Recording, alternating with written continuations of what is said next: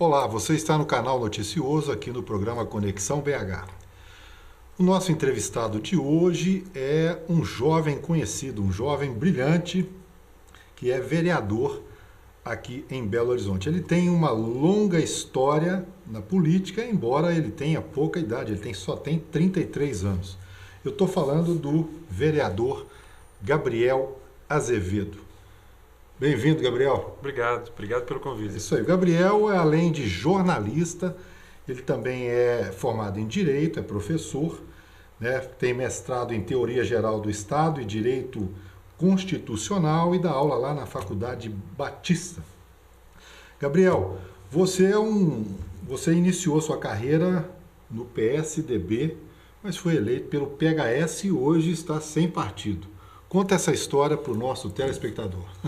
Não acho que eu comecei lá no PSDB, não. Aliás, eu tenho uma professora, Zé, que fala assim, este menino, quando o médico bateu na bunda dele, ao invés de chorar, ele ofereceu um santinho e pediu um voto. É isso aí. Então, eu já fazia política antes do PSDB, seja como cidadão, como aluno do colégio militar, depois no ambiente acadêmico. E em 2005... eu ouvi das pessoas que seria interessante me filiar a um partido para poder ser candidato eventualmente. E naquele momento eu gostava do legado do Fernando Henrique Cardoso para o Brasil, acho que a estabilidade econômica foi importante. Plano Real. Vi assim, além do Plano Real, o que estava sendo feito em Minas.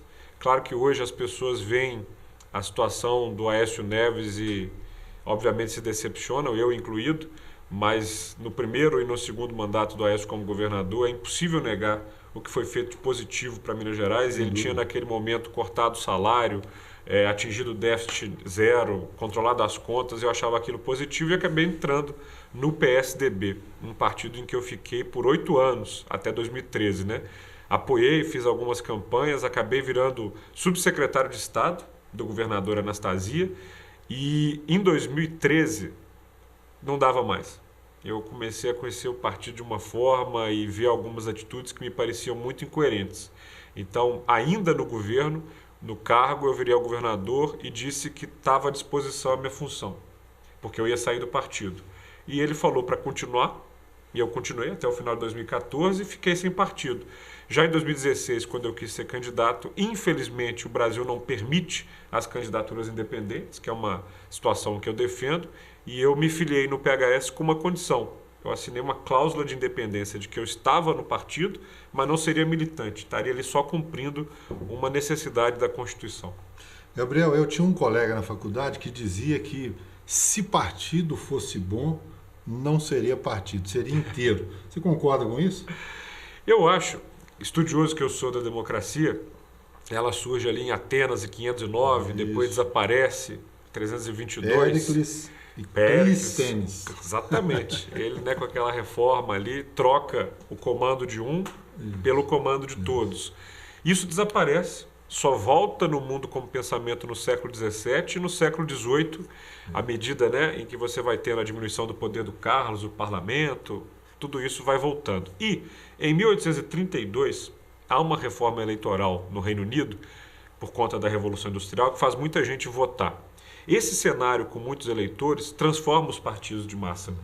E aí surgem figuras que a gente conhece como militante, burocrata, e o partido vai virando o que a gente conhece hoje. Nada além de uma máquina eleitoral.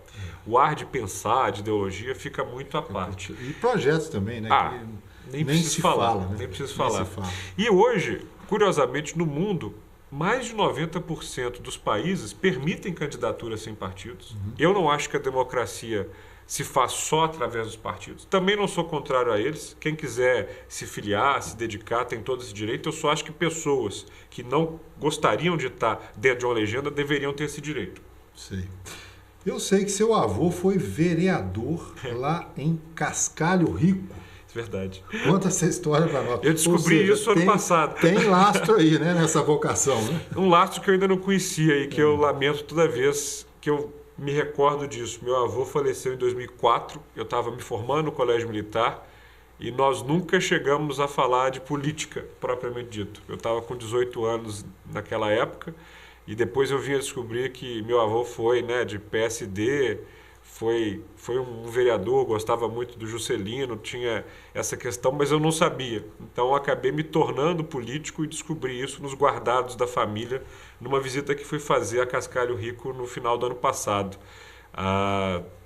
Eu fiquei espantado, mas eu não acho que essa afirmativa de que política está no sangue seja verdadeira. Também acho que não. Eu acho, né, concordando com Max Weber, que política é vocação.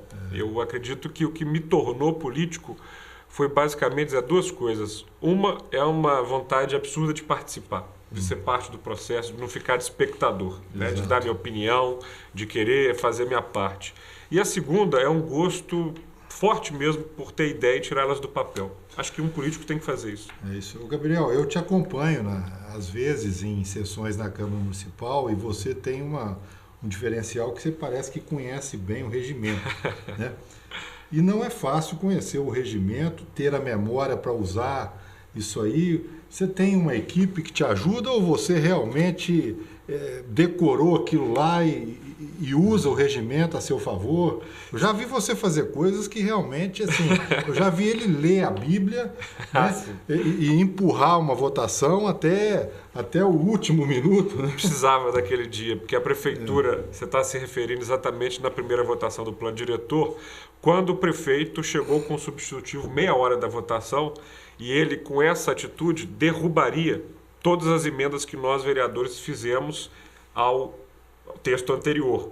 E aí eu tinha 46 emendas. Refazê-las totalmente ao novo texto levaria pelo menos uma hora e meia.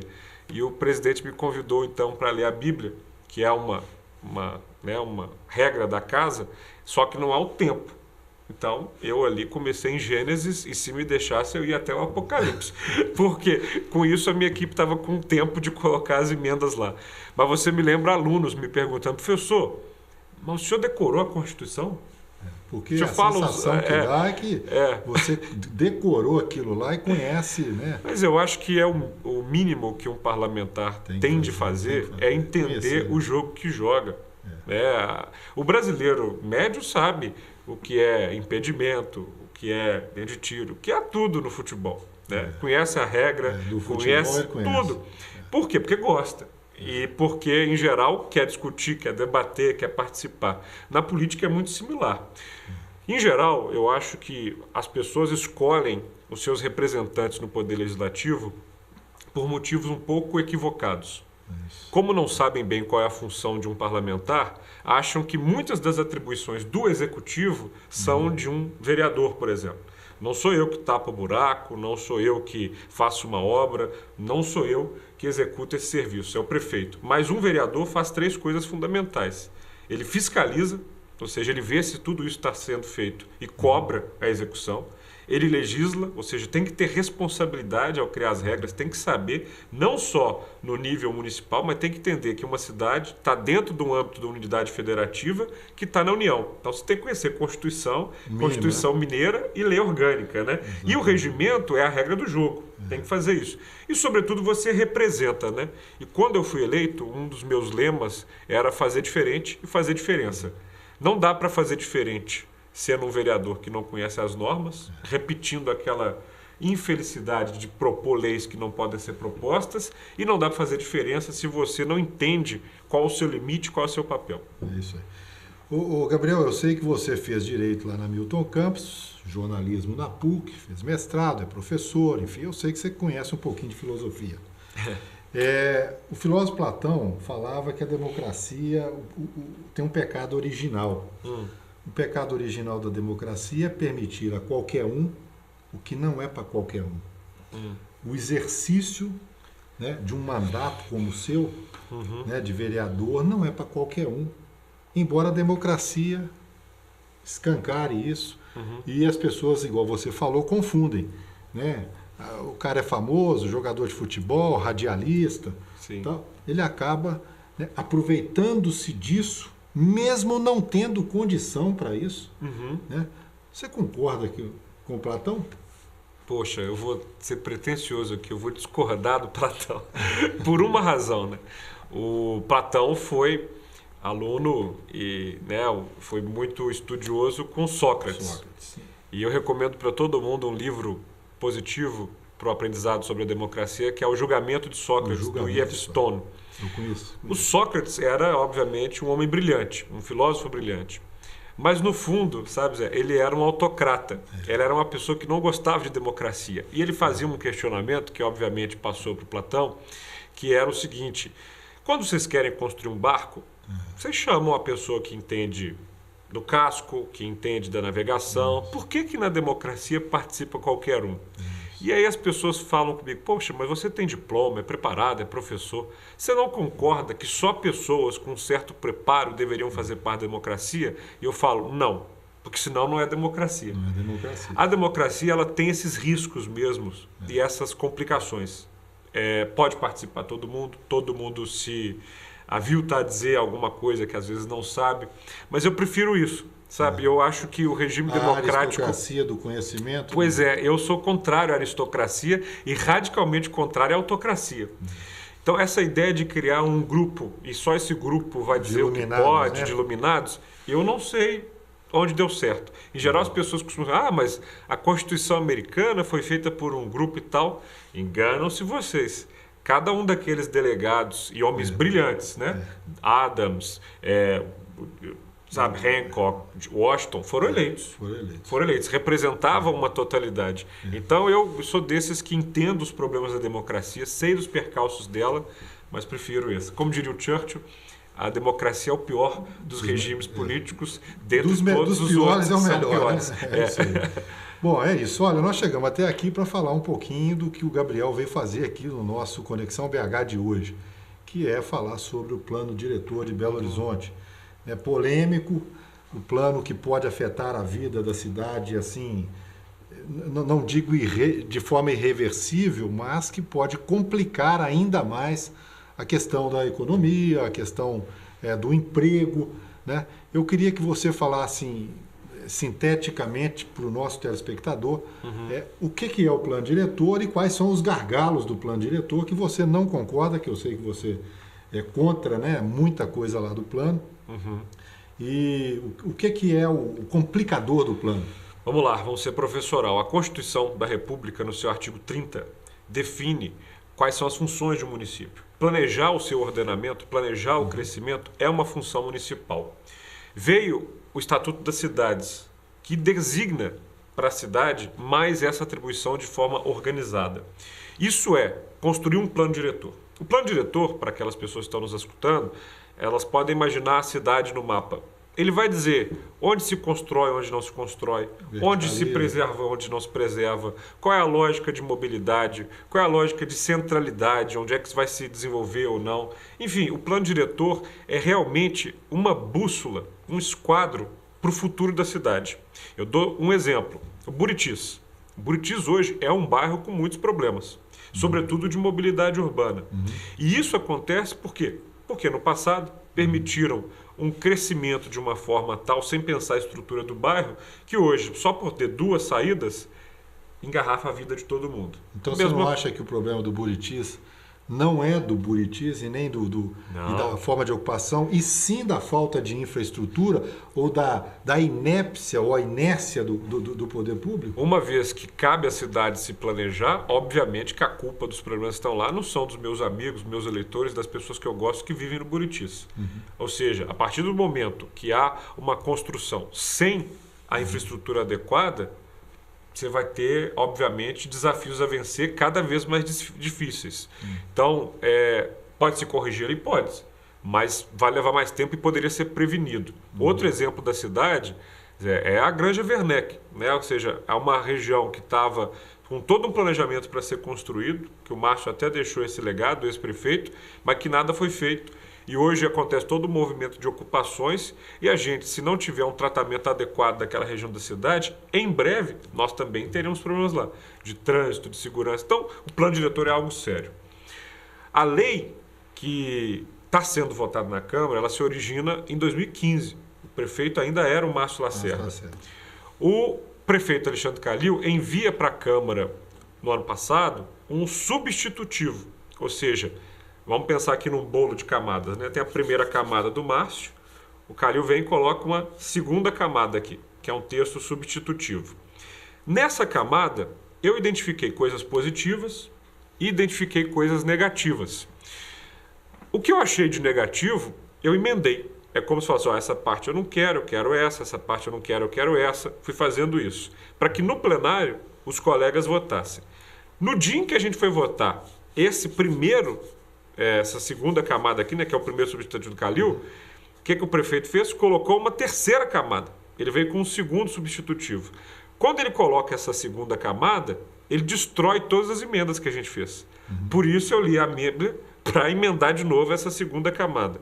E agora, vejam vocês, nós votamos no primeiro turno essas 3 camadas, né? A primeira original do Márcio, a primeira do Calil, a segunda do Calil, com as emendas de todos os vereadores. Para votar no segundo turno, esse bolo passa mais uma vez em 4 comissões na Câmara. Primeira, segunda, terceira. Na terceira, veio um vereador e resolveu colocar uma 4ª camada. Nessa 4ª camada, para as pessoas que estão nos ouvindo entender a gravidade, ele pega, por exemplo, um instrumento que é a outorga onerosa, né, que, na verdade, vai exigir das pessoas um pagamento para construir os seus prédios, portanto, encarece a construção na cidade, e ele retira isso só para as igrejas e para as entidades religiosas, porque é um vereador que tem uma base religiosa. Para quem o Gabriel não está falando o nome dele, mas eu posso falar o nome dele, que é o Jair de Gregório, que há quem diga que não tem nada do Jair de Gregório ali, porque ele não consegue, né, não tem esse conhecimento. Né? O que tem ali é da própria prefeitura, no caso da secretária Maria Caldas. Bom, e qual que é o resultado disso tudo? Nós temos um bolo para ser votado no segundo turno de 1, 2, 3, 4 camadas. E qual que é a manobra que pode acontecer? Se essa 4ª camada for votada positivamente, tudo que foi feito abaixo dela é jogado no lixo. Vale essa última. E assim, vereadores como eu, que fizeram emendas nos outros textos, não podem ter nem o direito de discutir. E isso, cara, é terrível, porque nós estamos falando do futuro da cidade. E, para mim, a questão mais polêmica, que é sim a da outorga, qual é o efeito que ela pode gerar em Belo Horizonte? Para ser aqui justo, a secretária não está presente, eu defendo aqui o que ela diz, né? Vamos lá. Ela fala que com a outorga onerosa, você vai conseguir arrecadar mais da construção civil e a prefeitura vai ter um bolo de dinheiro para fazer melhorias na própria cidade. Porque eu acho que ela considera que na hora que você impor a construção civil um patamar de gasto maior, ninguém vai olhar para o lado e ver terreno em Nova Lima, Contagem, Betim. Não, eles só vão ter Belo Horizonte. E o que eu acho? Eu acho que na hora que você jogar mais um peso nas costas do empresariado, sim, que eu não tenho problema com o empresariado, essa turma que paga imposto, como várias outras pessoas, gera emprego.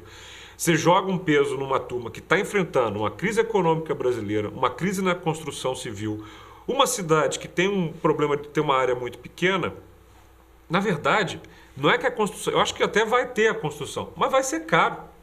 E aí essas unidades vão ser para as pessoas que podem pagar. Quem não pode pagar, o estudante que está se formando, a classe média, a classe mais baixa, o que eles vão fazer? Vão ter que buscar as suas residências fora da região de Belo Horizonte. E isso gera trânsito. Isso vai gerar trânsito. É isso que a prefeitura não admite para a cidade nessa discussão. Ou seja, quando você sai do centro da cidade, das áreas mais concêntricas, onde você deveria fazer como várias cidades do mundo estão fazendo, estimular a moradia perto do trabalho, melhorar a qualidade da mobilidade, do serviço de ônibus, de transporte, para que todo mundo se locomova pouco, não. O que você faz? Expulsa todo mundo para as bordas, entope as principais artérias de trânsito, porque todo dia elas vão ter que vir e voltar. Né? Já, claro. Já estão saturadas. Você tem 2 eixos na cidade, né? Um na direção de Contagem, outro na direção de Venda Nova, que são veias e artérias próximas ao infarto.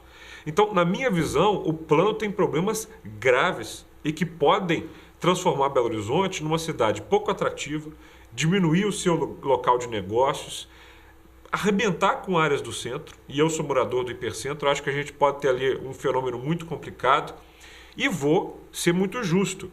Acho que tem coisas positivas no plano, e se houvesse correções, seria muito positivo para a cidade, mas levar num pacote o que é bom com algo que é muito perverso, faz um vereador como eu ter que tomar uma decisão muito clara na hora do voto. E se isso continuar e quiserem impor a cidade a um modelo de desenvolvimento do qual eu não acredito e não compactuo, meu voto vai ser contrário. Gabriel, o PT continua no governo, embora não de forma oficial, partidária, né? Porque ele saiu já há muito tempo, né? Mas ele continua nas áreas, né? A própria secretária Maria Caldas é petista, né? A entourage dela toda é petista, né? Como é que fica isso para o Calil, que é PHS, inclusive eu sei que você ajudou na eleição do Calil, foi coordenador de campanha, né? O Calil não está enxergando isso? Eu tô dizendo o PT, veja bem, tem uma coisa que o Calil PT, nada contra o PT, não.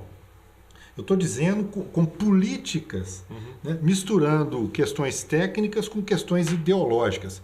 Me parece que o plano diretor de Belo Horizonte está misturando isso, né? Bom, eu acho que ali há um cálculo, né? Você disse bem, eu participei da campanha do prefeito justamente para tentar criar na cidade uma ruptura com o modelo PT e PSDB. Eu acho que se ganhasse o Reginaldo ou se ganhasse o João Leite, ia ser ruim para Belo Horizonte. E eu não via nenhum outro candidato, a não ser o próprio Brant, que infelizmente saiu. O Rodrigo, na época, era do MDB, né? Já falei com ele, eu falei, Rodrigo, se tem uma coisa que eu jamais fiz na vida e jamais vou fazer é votar no MDB. Porque esse é concurso, na minha cabeça, do que é pior para o Brasil. Então, realmente não gosto do PMDB, fui do PSDB e sou crítico do PSDB hoje, do que o partido, enfim, apresenta para a sociedade. E do PT, então, nem se fala. O Calil se colocou como uma terceira via, né? Se colocou com alguém, aliás, na propaganda dele era chega de PT, chega de PSDB, é hora de Calil. Político, né? De político no primeiro turno e no segundo turno, dizendo claramente que ele era um contraponto ao PT e o PSDB. Bom, eu acho que quando chega o governo, infelizmente, uma das piores figuras reveladas nesse processo, para mim, é o vice-prefeito Paulo Lamac. Esse, sim, eu achei que ia ser mais contido e, num primeiro momento, não foi. O prefeito deixou ele fazer muita coisa errada, que o próprio prefeito admite hoje, tanto que exonerou ele do cargo de secretário de governo e exonerou mais de 100 pessoas ligadas a ele, né? Ou seja, era um aparelhamento nas barbas do prefeito que ele resolveu admitir que existia.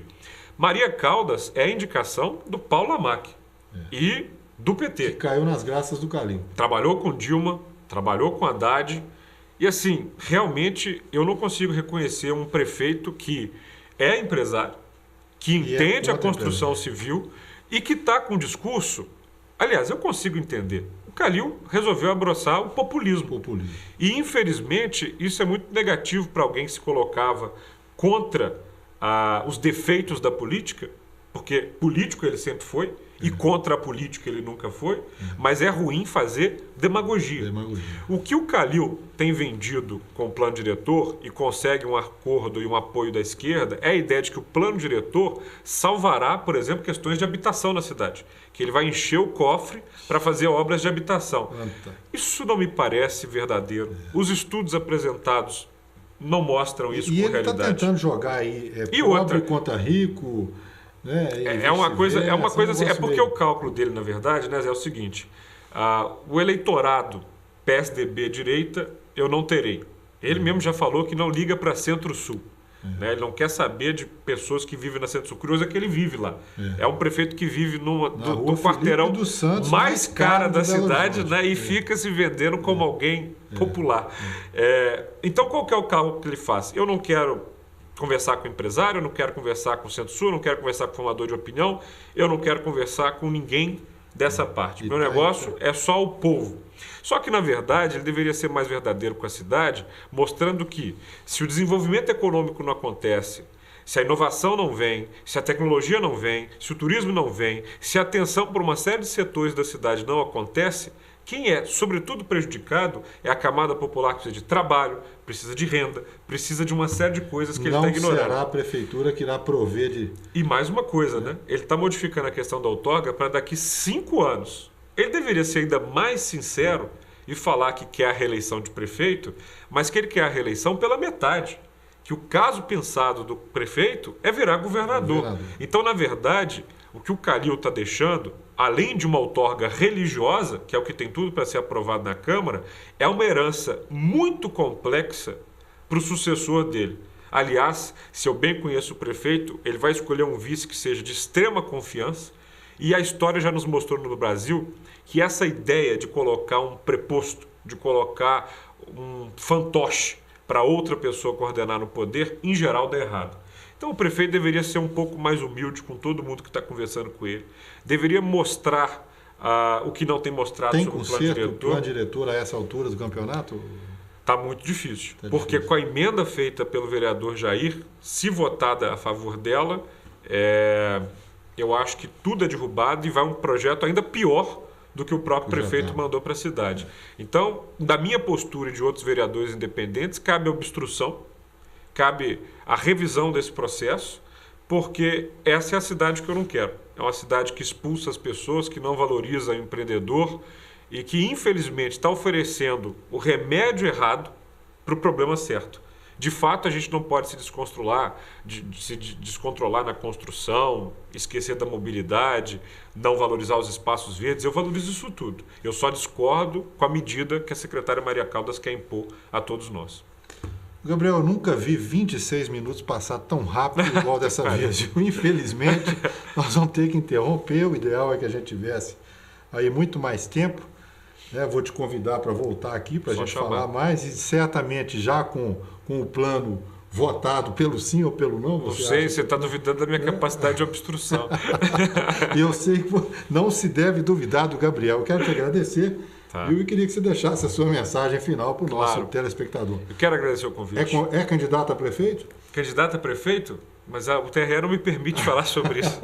Eu seria aqui punido. Não, hoje minha principal preocupação, de fato, cara, é cuidar do meu mandato. Eu fui eleito em 2016, prometi 31 ideias, mais de 20 já saíram do papel. Eu quero chegar no final do mandato com a certeza de que eu estou oferecendo ao meu eleitor exatamente o que eu prometi na campanha. O Brasil precisa se atentar a isso. Os políticos precisam cumprir o que eles prometem na campanha.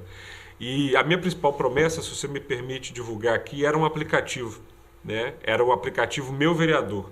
Já são quase 10 mil usuários na cidade. Está funcionando bem, né? As pessoas votam comigo na Câmara, elas mandam problemas da cidade, elas veem a transparência do meu mandato. Funciona melhor do que um 5.6, ouvi falar, viu? O pessoal liga muito justamente porque um 5.6 não funciona, né? E eu acho que eu tenho um papel hoje, mais do que ser só vereador, de trabalhar para fortalecer a democracia. E isso eu acho que no Brasil é, sobretudo, trabalhar por ter um ambiente menos tóxico de debate. Eu não tenho problema em discordar das pessoas, a gente não é inimigo por isso. E de trazer uma confiança à classe política. Eu falei que um vereador custa caro na campanha. E por isso que no mandato não uso 2 carros com motorista, não uso verba paletó. A propósito, é um negócio que eu deixei de falar aqui, que o Gabriel não tem carro. Não tem. Nós viemos para cá, eu perguntei para ele que eu estava sem carro. Não dava para trazer ele de bicicleta, né? Porque na garupa... Bicicleta não dá. Que é o que eu uso na cidade. Nós viemos de Uber. Viemos de Uber. Eu uso Uber, táxi, metrô, carona, ônibus, porque quando os políticos estão na cidade... Eu esbarro com as pessoas, eu converso com elas, eu escuto críticas, sugestões, e aí você faz política, que voltando lá na Grécia que você citou, quer dizer cuidar da cidade. Então, meu objetivo agora é cuidar da cidade com inovação. Se você ainda não tem um aplicativo Meu Vereador, pode baixar na App Store ou no Google Play. E se não achar o aplicativo, vai me achar no Facebook, vai me achar no Twitter, vai me achar no Instagram, vai me achar no e-mail, vai me achar na internet. Tem aí embaixo aí, ó. Tá aí o Instagram, tem tudo aí. Obrigado. Muito obrigado pela sua participação aqui no Conexão BH. E obrigado a você pela audiência. Na semana que vem estamos de volta falando de cidade, mobilidade urbana e generalidades. Um abraço e até lá. Olá, você está assistindo o canal Noticioso. Se inscreva no nosso canal. Clique nesse botão logo abaixo do vídeo. Aproveite também e clique no sininho ao lado para ser notificado assim que publicarmos novos vídeos. Dessa maneira, você sempre saberá dos novos lançamentos do nosso canal. Toda semana, novos vídeos falando, entre outras coisas, sobre cultura, música, cidadania, saúde, finanças, mobilidade e muito mais. Não se esqueça, se inscreva no nosso canal. Grande abraço!